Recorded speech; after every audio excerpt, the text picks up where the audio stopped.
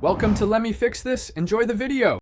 You start by powering both the Apple TV and Siri remote and placing them within a few feet. You need HDMI-CC enabled on your TV. This allows the Apple TV to send volume commands. Once done, navigate to Settings, Remotes, and Devices to begin pairing. Make sure the TV is on the right HDMI input so signals pass through. Doing this first removes common barriers and prepares you for the single method that makes volume control work.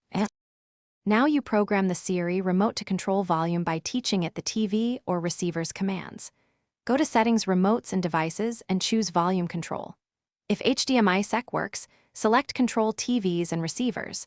Otherwise, choose Learn New Device and follow prompts. When prompted, press and hold the volume up and volume down on your original TV remote so the Apple TV captures the IR signal. Once the confirmation appears, the Siri remote will send volume commands to your TV instead of relying on the Apple TV alone.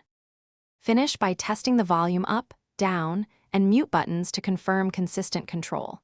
If behavior is inconsistent, make sure HDMI-CC is enabled and restart both devices, then relearn the remote commands.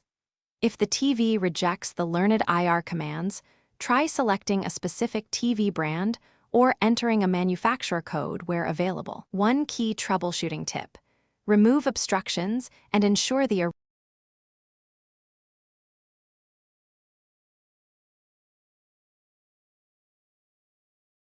Thanks for watching. If you found this helpful, don't forget to like and subscribe.